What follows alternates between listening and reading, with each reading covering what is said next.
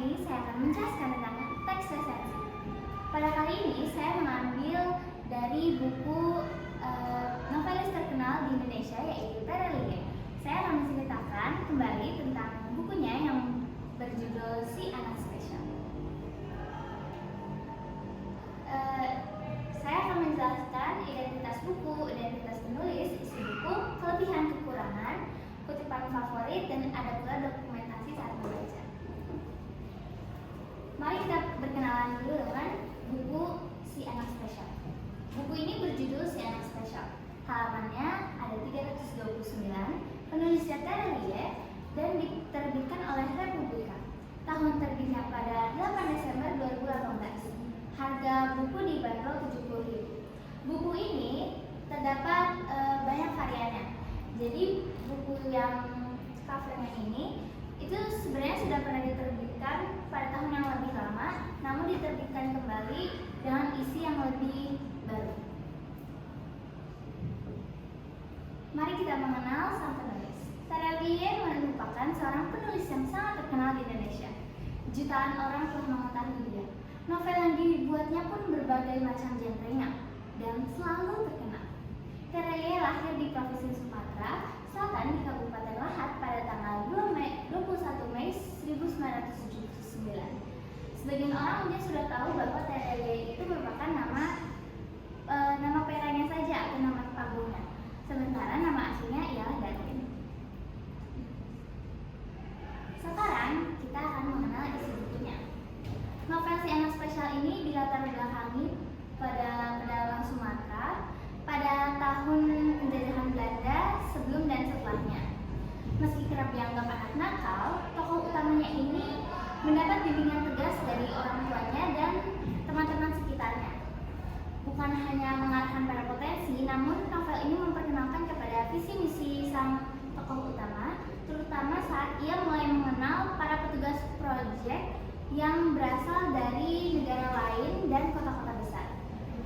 Narasi ini pun dipermanis dengan adanya sedikit romansa di pertengahan novel dan di akhir.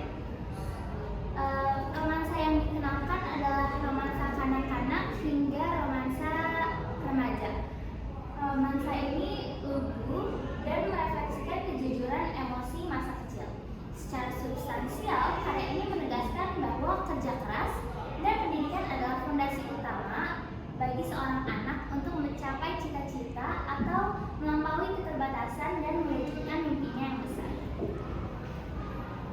Adapun kelebihannya ialah adanya pesan moral di setiap konflik yang ada, lalu sentuhan emosional yang dapat disampaikan kepada pembaca, lalu mendeskripsikan latarnya dengan jelas, dengan menyebutkan waktu-waktunya, dan menceritakan bagaimanakah perjalanan mereka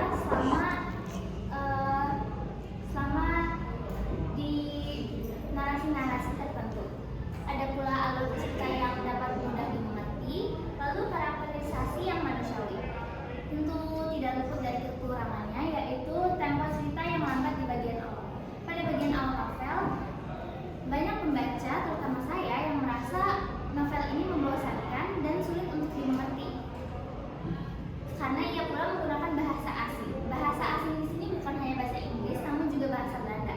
Bahasa Belanda ini sebenarnya ketika mereka menyebutkannya, mereka sudah menjelaskannya di bawah novel.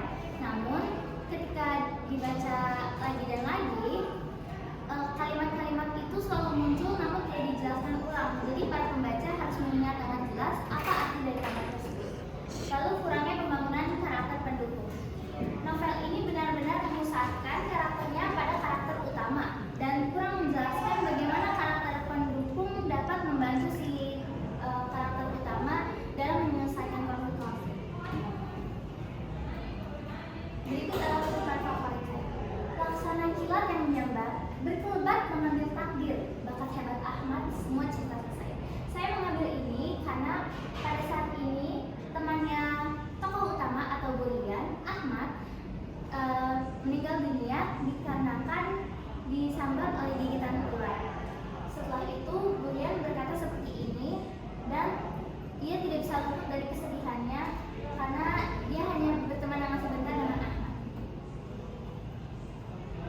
berikut ada dokumentasinya.